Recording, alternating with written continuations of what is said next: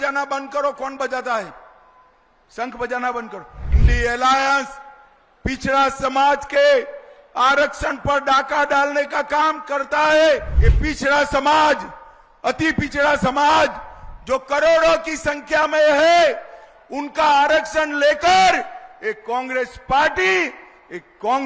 Party मुस्लिमों को देना चाहती है। मैं आज कहकर जाता हूं, रिकेश को जिता दो। 50 करोड़ रुपया खर्च कर हथखंबा में महाराज सुहेल देव का बड़ा पुतला लगाने का काम हम करेंगे। भाइयों बहनों, ये भूमि निषाद राज की भूमि है।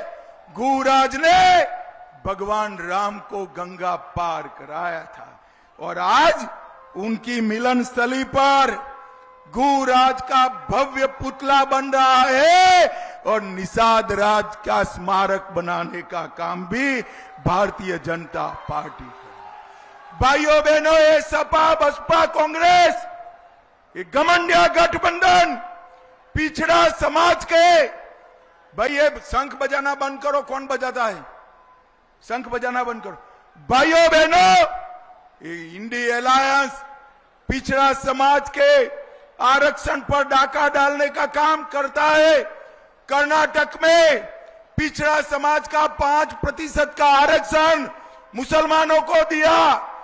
हैदराबाद में 4% आरक्षण मुसलमानों को दिया और कल कलकत्ता में भी 180 मुस्लिम जातियों पर ओबीसी का आरक्षण गलत तरीके से दिया था।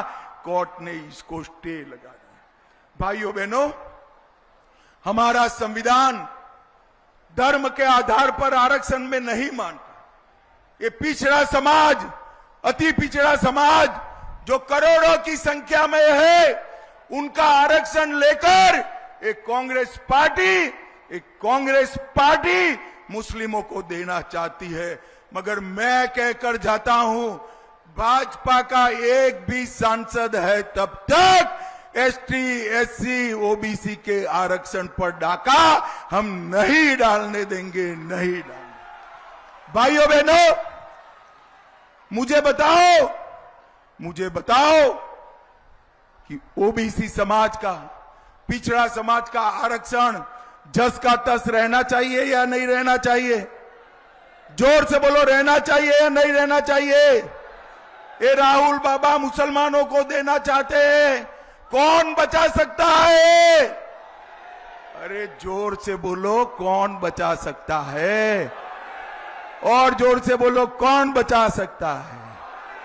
तो मोदी को प्रधानमंत्री बनाना है तो रिकेश पांडे के कमल निशान पर बटन दबाना है। भाइयों बहनों, एक कांग्रेस पार्टी कहती है कि देश के संसाधन पर सबसे पहला हक माइनॉरिटी का है, मुसलमानों का है। और नरेंद्र मोदी कहते हैं देश के संसाधन पर सबसे पहला हक दलित, आदिवासी, पिछड़ा समाज और गरीब और महिलाओं का है, गरीब और महिला। 2019 के फरवरी में मैंने रिपब्लिक भारत शुरू की।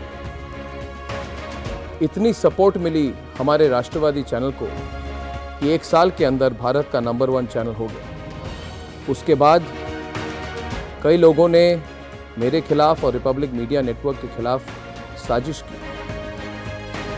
वो तो सब आप जानते हैं दोस्तों, दोहराने की ज़रूरत नहीं।